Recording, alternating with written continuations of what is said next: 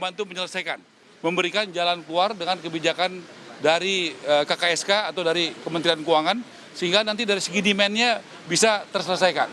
Jadi saya rasa itu, saya sudah laporkan penyerapannya, saya janjikan penyerapan kami itu di Desember akhir itu, ya paling tidak 96% itu akan tercapai. Itu, terima kasih. Oh. Jadi sebetulnya saya kesini mau lihat, dia bisa nyerap anggaran nggak? Saya sudah siap-siap memotong tadi. Tapi tadi memang ada beberapa bagian yang masih agak lambat penyerapannya. Tapi kita deteksi bareng tadi apa masalahnya, termasuk tadi beberapa pembatasan di SLIK. Dan kita pikirkan nanti caranya gimana untuk menghilangkan itu dalam waktu dekat.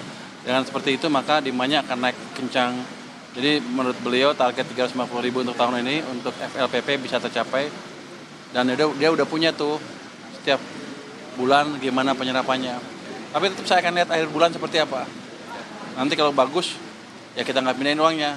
Tapi kalau ada masalah, ya kita pindahin ke tempat lain dulu. Tapi saya yakin dengan kerjasama seperti ini, semua problem-problem antar pemerintahan, koordinasi dan lain-lain, bisa diselesaikan dengan cepat. Ini kan semuanya kita yang bikin, aturannya kita yang bikin. Jadi kita bisa beresin dengan cepat itu. Dan saya sudah melihat cara mengatasi masalah tadi, kurangnya demand atau ada demand yang terhalang dengan cepat. Dia idenya efektif, tapi saya suruh kerja. Enggak, saya yakin itu efektif karena kita diskusi cukup terbuka, cukup intensif, ngomong apa adanya, jeleknya apa, bagusnya apa. Jadi nggak ada pura-pura birokratif lah yang gini nggak ada. Kita ngomong apa adanya. Jadi ukuran rumah ada perubahan nggak? Dari 36 ke 45. Oh itu tadi yang untuk rumah menengah ke atas ya Pak ya? Apa yang di... Ya beliau tadi bagus sekali ya, memikirkan untuk manusiawi. Jadi terutama tanah-tanah yang dimiliki oleh negara dalam kekuasaan Dirjen Kekayaan Negara di bawah Departemen Keuangan, kita akan segera memanfaatkan. Itu yang satu kan di Pokarawaci kan? Iya Pak. Itu saya punya tanah situ berapa? 3,7 hektar, sangat ideal. Kita akan proses dengan cepat, tinggal dapat balik nama kita dari BPN. Saya udah suruh staf saya beresin dalam waktu 1 minggu 2 minggu, kalau enggak ya ada masalah lah, kalau enggak ada sanksi lah kira-kira gitu. Tapi itu kita bisa beresin cepat. Nanti begitu clear dia akan buat programnya. Dia rumahnya katanya tadi 36, apartemen kan kecil kalau 36. Saya pikir buat aja lebih besar yang 5 manusiawi 45. Jadi orang tinggal di situ cukup comfortable. Beliau setuju. Jadi kita akan percepat program-program seperti itu. Jadi diskusi tadi amat membangun sekali. Yang jelas hambatan-hambatan yang dihadapi beliau akan kita bisa hilangkan dalam waktu tidak terlalu lama. Mudah-mudahan target 350.000 akhir tahun untuk FLPP tercapai. Dan yang tadi BSPS juga harusnya bisa tercapai. Saya sih nggak mau narik uangnya, tapi kalau dia nggak bisa nyerap, saya ambil duitnya juga. Iya Pak. Tapi tadi yang rumah di Pokarawaci Pak ya. Jadi itu supaya win-win, itu mungkin ada MBR misalnya berbasis rendah, terus ada kelas menengah supaya subsidi silang Pak. Jadi supaya fasilitasnya nanti bisa diintervensi, jadi antara yang menengah sama yang bawah. Nanti jadi pembiayaannya, tadi Pak Heru sampaikan nanti adalah hybrid. Jadi hybrid itu ada FLPP-nya, nanti di atas itu kita masukin dengan komersial Pak. Jadi supaya yang ada tetap intervensi negara, tapi juga tetap ada ke atas itu karena dia nanti akan bukan yang paling bawah Pak. Ya kombinasi antara MBR dan mungkin yang kelas tanggung, kira-kira begitu. ya saya setuju. Yang ukuran 45 untuk MBR subsidi atau Nanti kita bicarakan sama beliau, nanti beliau sampaikan ya Pak Menteri Keuangan. Dia akan desain seperti apa, saya ikuti nanti.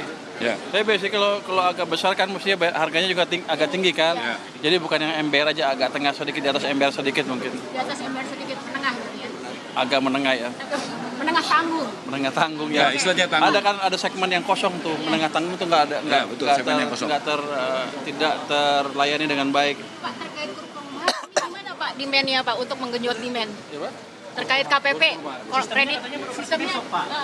Kur perumahan beliau yang Ya kami sudah laporkan 130 triliun, itu adalah dukungan luar biasa Menteri Keuangan dan Antara dan Menko Perekonomian. Pertama kali sepanjang sejarah, ya kontraktor, developer, toko bangunan yang UMKM pinjam duit di bank diintervensi, ya dari Menteri Keuangan bunganya disubsidi 5%. saya undang beliau nih untuk hadir, untuk juga saya ucapkan terima kasih karena ini goal bisa dukungan Pak Menteri Keuangan. Ya, Di mana kan kenceng ekonomi kan udah mulai balik nih. Saya pikir sebulan 2 bulan ke depan akan banyak lah orang yang punya uang lebih dibanding sebelumnya. Harusnya demandnya akan tumbuh juga. Jadi semua orang kan pengen punya rumah. Untuk yang belum punya rumah yang banyak jumlahnya itu 9,6 juta lebih itu, harusnya ini kesempatan yang bagus. Tapi NPL KUR biasa aja ya 5% Pak, hampir 5%. Ini ada jaminan nggak NPL untuk KUR UMKM perumahan rendah? Saya nggak ngejamin NPL kan, tergantung banknya. Tapi tetap aja nanti kan dilihat kemampuannya seperti apa. Saya yakin mereka cukup prudent perbankan tuh ketika memberikan pinjaman perumahan. Pasti dilihat kan latar belakang seperti apa. Hanya saja lebih murah dibanding biasanya, ada dukungan FLPP dan lain-lain. Harusnya sih menarik untuk orang yang income-nya cukup.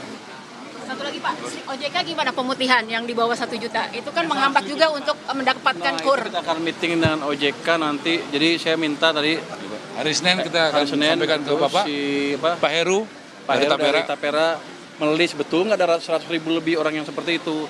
Dia bilang ada 100.000 lebih, artinya kalau dipetihkan di bawah 1 juta dan katanya pengembangnya mau bayar, itu bagus. Saya ngomongin dengan OJK seperti apa nanti. Ini Pak Heru betul Senin ya? dia akan rapat dengan saya. Ada 100.000 ya? Minggu depan Kamis mungkin saya akan ke OJK atau di rapat di KSS dengan OJK.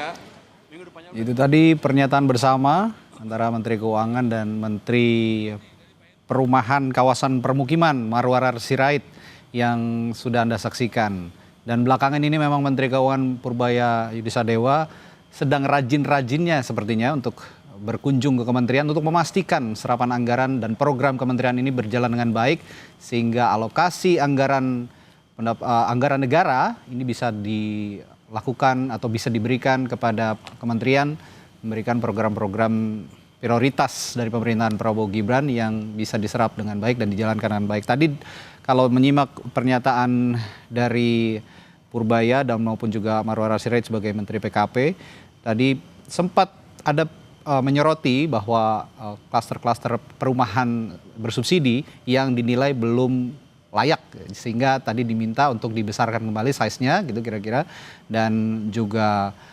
Menteri Marwarar Sirait mengklaim bahwa standar yang lebih manusiawi juga akan disediakan sepertinya untuk rumah bersubsidi yang disediakan oleh Kementerian PKP.